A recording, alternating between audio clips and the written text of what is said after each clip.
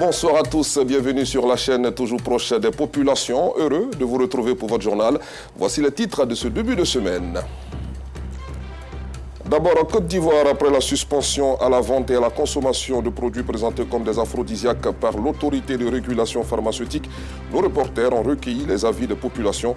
Des réactions à suivre dans quelques instants. Et puis aux États-Unis, en pleine campagne électorale, Donald Trump sera en salle d'audience à partir de ce lundi. L'ex-président américain est visé par 88 chefs d'accusation dans des procédures pénales distinctes. Merci pour votre fidélité. C'est une bonne nouvelle pour certains et une mauvaise pour d'autres.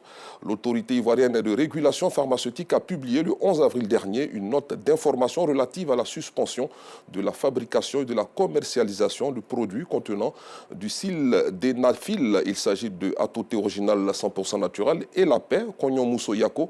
Que pensent les populations de cette mesure? Nos reporters Yacouba Koulibaly et Assita Diarra ont recueilli les avis des populations. En tant que jeune qui a tous ces facultés en place, c'est des produits qu'il ne faut pas utiliser. Je ne sais pas si c'est fait pour les vieilles personnes qui ne répondent plus de leurs facultés. C'est eux qui peuvent utiliser ces genres de médicaments. Certaines personnes ont utilisé ce produit et ont trouvé qu'il est vraiment efficace et qu'il a résolu le problème de comment on appelle ça, de rapport entre madame et monsieur. Voilà, bon, pour ceux-là, s'ils venaient à ne pas l'utiliser, je pense qu'ils auraient encore des problèmes, vu qu'ils sont aujourd'hui dépendants de ce produit. Moi, personnellement, ça me fait beaucoup de bien. Pas sur le plan que les gens connaissent, que sur le plan sexuel. Hein.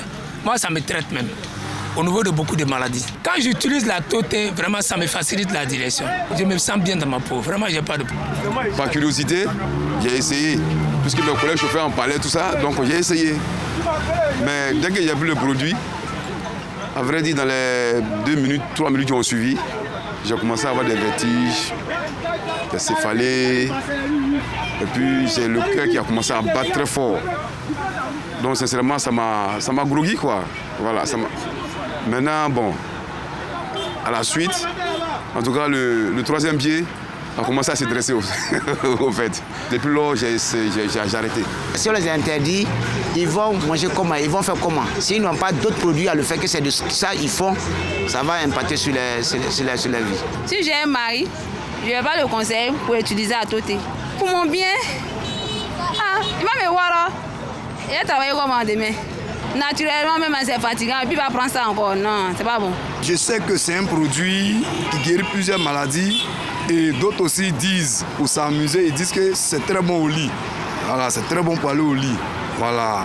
Bon, je ne sais pas si on peut parler de notre feu regretté DJ Arafat, qui a même fait une chanson pour Atoté, qui disait que c'était bon quand on va avec madame, avec Atoté, c'est très bon. Dans le cas où le gouvernement trouve que Atoté est mauvais pour la population ivoirienne, c'est bon de suspendre, c'est très bien de suspendre le médicament.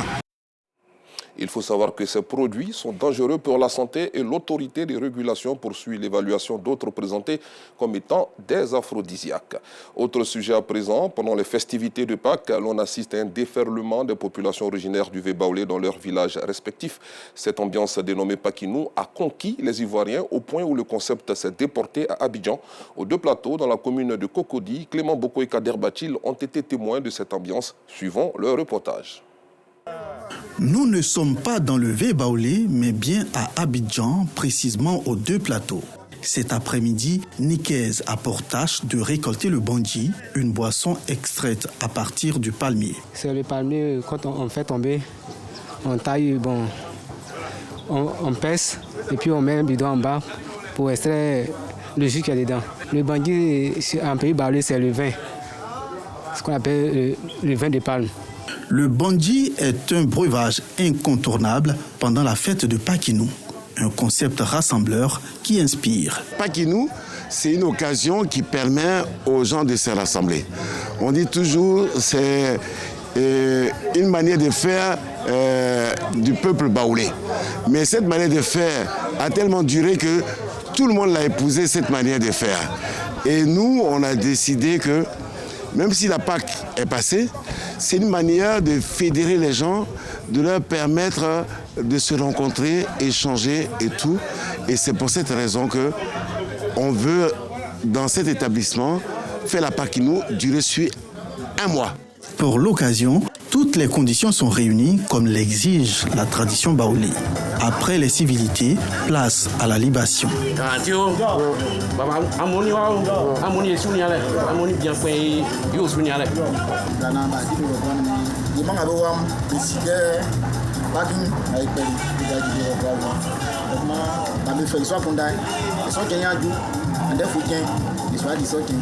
Nous ne voulons pas que ces valeurs disparaissent. Nous voulons que les jeunes, à travers nous, perpétuent ces valeurs. Et on s'est tous déplacés pour des raisons diverses, hors de nos régions de base. Et pendant la fête de Pâques, nous y retournons. Mais généralement, c'est sans nos enfants, sans ces jeunes. Et donc, quand on revient à Abidjan, nous essayons d'organiser quelque chose de similaire pour que les enfants se l'approprient.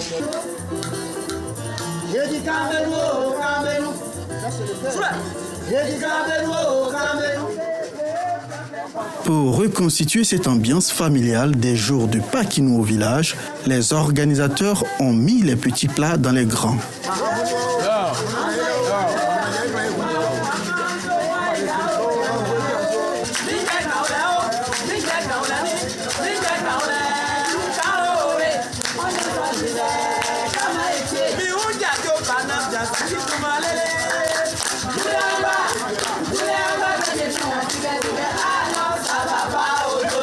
Ici, les visiteurs qui n'épousent pas l'air du temps ont de quoi rectifier le tir avec cet étal de pagne et de tenue baoulée.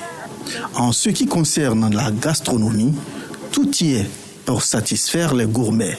Pakinou aux 2 plateaux est prévu sur 1 mois.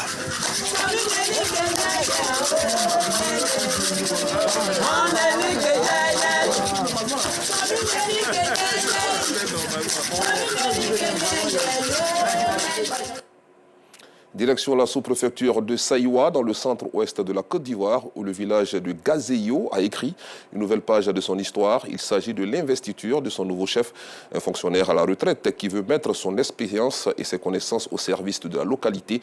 La cérémonie a eu lieu le week-end dernier dans une ambiance de fête que nous fait vivre notre reporter Eugène Atoubé. La succession du défunt chef du village des Gazeyo n'a pas été objet des palabres du côté des prétendants à cette fonction. Tous les villages, jusqu'au chef intérimaire, s'est accordé sur la personne de Yogama Félix, investi par ses pairs de tous les cantons Yokolo. Ce monsieur-là, c'est nous qui sommes allés lui demander pardon. On va tout lui donner pour qu'il puisse nous gérer. Donc on est très content pour que ce monsieur-là soit chef de notre village. Nous, les filles du village des Gazeyo, nous sommes prêts à soutenir le chef Yogama. Parce que celui-là même, c'est une grande tête. Il est bien placé pour donner des conseils à nos jeunes frères, pour moins se redresser la région, qu'il est prêt pour unir toute la région de Yokolo. Donc c'est une fierté pour nous. À l'issue des consultations populaires ordonnées par le préfet des départements d'Issia et conduites par le sous-préfet de Saïwa, le nouveau chef du village de Gazeyo reçoit son arrêté de nomination. Acte qui consacre son autorité et lui confère le pouvoir d'administrer cette localité. PIBT, être chef, ce n'est pas donné à tout le monde. Il y a beaucoup d'adversité, surtout la jeunesse. On n'est pas vraiment honoré, on n'a pas la paix. Néanmoins, on fait avec. Tout ce qu'on demande à ceux qui viennent d'arriver, c'est de leur demander beaucoup de maîtrise, de se mettre au-dessus de la mêlée, de ne pas prendre en compte leur moi personnel avec son expérience professionnelle, surtout en matière de justice. On va beaucoup apprendre auprès de lui pour que le canton Yokolo, la chefferie dans le canton Yokolo, ait vraiment une bonne connaissance dans le règlement des litiges. On doit travailler à la cohésion au sein du village pour qu'ensemble, chacun au niveau où il se trouve, il apporte sa contribution pour la construction du village. Le nouveau chef du village de Gazeyo est un fonctionnaire à la retraite, magistrat hors hiérarchie, anciennement en service à la Cour suprême, aujourd'hui Cour de cassation. Yogama Félix a une autre idée de sa mission et au regard de sa désignation qui ressemble à un plébiscite des populations de Gazeyo. Le préfet du département d'Issia l'engage à travailler sans orgueil et dans la transparence. Ma priorité, c'est d'abord m'entendre bien avec la population, faire travailler les jeunes, dire qu'il ne faut pas rester à la maison, il faut aller au champ. On a la chance d'avoir des terres, il faut les cultiver. On peut s'enrichir ici. Je voudrais inviter ici et maintenant toute la population de ce village et tous ceux qui sont venus d'ailleurs, y compris nos frères cadres, de faire en sorte que la chefferie de nos villages soit consolidée, soit respectée, soit considérée. Le préfet d'Issia rappelle que si en pays BT, la désignation du chef du village se fait par élection, son mandat n'est assorti d'aucune durée. Un avertissement implicite à toute velléité de destitution courante en pays BT est mené par les jeunes instrumentalisés par certains cadres. Un élément commenté par Asita Diarra. Parlons culture dans cette édition. Lors de la 40e session de la conférence générale de l'UNESCO en 2019, l'organisation a décrété le 15 avril de chaque année comme étant la journée mondiale de l'art. Cette journée vise à promouvoir le développement, la diffusion et la jouissance de l'art. À cet effet, notre équipe de reportage conduite par Perpétue Pankakra et Maïssa Kogei a visité le centre artistique de la ville d'Abidjan. Ce lundi 15 avril, l'art est célébré à travers le monde. Ici, au centre artisanal de la ville d'Abidjan-Cava, les artisans vaquent normalement à leurs occupations. Ils disent ignorer l'existence de cette journée dédiée à l'art. Ce sont des hommes et des femmes qui peut-être n'ont pas voulu s'attacher à l'aspect, on va dire, théorique de la vie, peut-être qui n'ont pas fait de longues études, mais qui veulent exprimer leur potentiel. Chacun de nous a un génie qui peut monnayer. Alors pour apporter une valeur ajoutée à notre intelligence, on utilise certaines choses pour créer ce qui est hors de l'imaginaire. Masques, objets de décoration, chaises et bijoux traditionnels, autant d'articles qui attirent les visiteurs. Je viens d'acheter la magnifique boucle d'oreille de Roméo avec le cori africain qui nous ramène vraiment à nos valeurs africaines, à notre patrimoine aussi. Donc je trouve que c'est vraiment important d'encourager les producteurs locaux, les artisans locaux aussi dans leur travail. Je viens de Paris et j'ai acheté une superbe chaise baoulée aux commerçants qui sont juste... Ils sont là-bas ? Ah, ils sont là-bas. Très bons artisans là-bas. Ah oui, parce que c'est très confortable. Et mon frère en avait déjà une avant et j'ai voulu en acheter une. Malgré la beauté des œuvres qui donnent du charme à ce centre et mettent en valeur le patrimoine culturel africain, les artisans sont confrontés à des difficultés. On est abandonné, on est négligé. Après le cacao, c'est de l'art africain. C'est très important. C'est notre carte d'identité nationale, l'art africain. Nous-mêmes, des fois, on pleure dans notre cœur. Parce que quand je vois l'Africain ne s'intéresse pas notre art africain, les Chinois, les Indiens par exemple, la culture, l'anglais, les Français, ils ne sont même pas donnés à la culture. Ces artisans attendent beaucoup de la population afin de vivre pleinement de leurs œuvres. Toujours à propos de culture, la 13e édition du Massa, marché des arts du spectacle d'Abidjan, se poursuit au Palais de la culture de Trècheville. Lors de la deuxième journée, les spectateurs venus nombreux ont eu droit à une conférence sur la création scénique contemporaine. Reportage, Georgette Ido Fofana. La salle Christian Latier du Palais de la Culture de Trècheville a été prise d'assaut ce dimanche, deuxième journée du Massa. Marché des arts du spectacle d'Abidjan par de nombreux spectateurs. Ils ne sont pas venus pour regarder un film ni du théâtre, mais pour suivre une conférence sur la dynamique des créations scéniques contemporaines africaines aujourd'hui. Dans les différents Massas que nous avons vécus jusqu'à maintenant, le Massa numéro 4, je crois, le Massa numéro 8, il y avait problème d'abord d'espace, d'expression des créations. Maintenant, on a l'espace. Il faut alimenter ces espaces-là. On a le Palais de la Culture. Et Madame la ministre a dit tout à l'heure qu'on va réhabiliter dans pratiquement toutes les régions les espaces qui vont accueillir des spectacles. Il faut que les créateurs créent. Cette rencontre d'échange, d'informations et de partage d'expériences vise à encourager la jeune génération à créer de nouveaux contenus. Son intervention était intéressante, il a dit plusieurs choses et après ça m'a un peu titillé et j'ai voulu lui poser des questions parce qu'il nous disait qu'il faudrait que nous puissions nous réapproprier de l'innovation numérique aujourd'hui, créer des contenus qui est en vogue aujourd'hui, créer des contenus et mettre sur TikTok, Facebook, les réseaux sociaux pour faire bref. Moi je dis c'est une bonne chose, cela doit exister, mais ça ne doit pas faire fi de l'aménagement du territoire en matière de culture dans nos pays. Ce qui a attiré mon attention, c'est en fait le rapport à la création et aussi au financement des projets des jeunes artistes. C'est vrai qu'il est important pour les jeunes de créer, de produire, parce que quand on se fait appeler artiste, la première des choses c'est de créer, en fait, c'est de proposer une démarche et aussi questionner la société par rapport à leur mode de vie. It was my first visit to Africa, especially to West Africa. Ma première fois d'être ici en Côte d'Ivoire, en ce qui concerne les arts, la culture et tout. Et donc, nous avons constaté que la Côte d'Ivoire a créé un écosystème qui permet à, on dira, à tout le monde entier d'être ensemble et de s'entendre sur ce point commun là qui est la culture. Theater. And I think le Massa, grand événement culturel, est un pilier dans la promotion de la culture africaine et des arts de la scène en Côte d'Ivoire.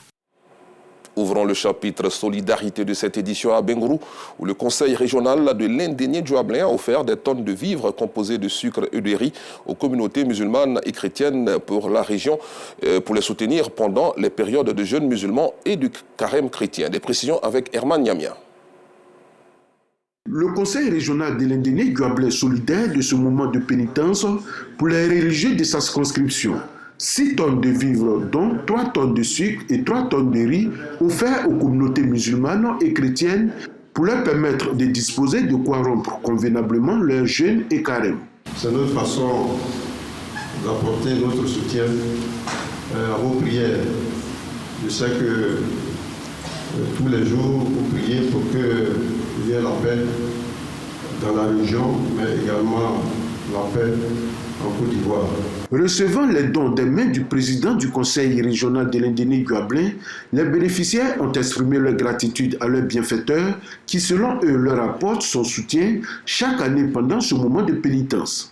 Comme tous les années, nous nous retrouvons ici pour la même chose. Cela nous montre combien le conseil régional est sensible pour les deux communautés. Comme Dieu sait faire ces choses, les deux carèmes se sont coincés encore cette année. Depuis quelques années, nous sommes associés à cette cérémonie. C'est une grâce et son Excellence tient à vous dire infiniment merci. Merci pour ce que vous faites. Avant de quitter les lieux, chrétiens et musulmans ont prié pour la paix en Côte d'Ivoire, pour les autorités du pays et aussi pour l'équipe du conseil régional et pour toute la population de l'Indénié-Djuablin. Retrouvons Herman Niamien qui nous conduit cette fois à Sandégué dans le nord-est de notre pays où le conseil municipal a fait don de vivres à la communauté musulmane de la ville. Le conseil municipal de la mairie de Sandégué aux côtés des fidèles musulmans de sa cité. Des vivres composés de sucre, de riz et de lait pour leur traduire sa solidarité dans cette période de haute spiritualité et de pénitence. En l'absence du premier magistrat de la commune, c'est le deuxième adjoint au maire Anziata Ouattara qui a remis le don. Nous sommes ici ce matin au nom du maire Daouda, maire de la commune de Sandégué, sa municipalité et tout son conseil municipal pour traduire la Côte d'Ivoire solidaire du président Ouattara. Véritable soulagement pour les bénéficiaires, ils n'ont pas manqué d'exprimer leur reconnaissance à leurs bienfaiteurs. Les musulmans de Sandégué, les chrétiens de Sandégué sont très fiers des dons que la municipalité et le conseil municipal ont offert aux musulmans et chrétiens de Sandégué. Présent à cette cérémonie, le secrétaire général de préfecture Kwame Kwaku, assurant l'intérim du préfet du département de Sandégué, s'est réjoui de cet acte de générosité qui témoigne de l'esprit de solidarité qui anime le conseil municipal. À l'international, la communauté internationale réunie ce lundi à Paris lors d'une conférence humanitaire pour le Soudan, déchiré depuis 1 an par la guerre, va offrir plus de 1300 milliards de francs CFA pour aider la population civile, a annoncé le président français Emmanuel Macron. Hors du vieux continent, comme annoncé en titre aux États-Unis, visé par 88 chefs d'accusation dans 4 procédures pénales distinctes, Donald Trump, en pleine campagne électorale, comparaît à partir de ce lundi à New York pour le premier de ses procès dans l'affaire dite Stormy Daniels. Fin de cette édition, merci de l'avoir suivi. Bonne soirée sur RTI2.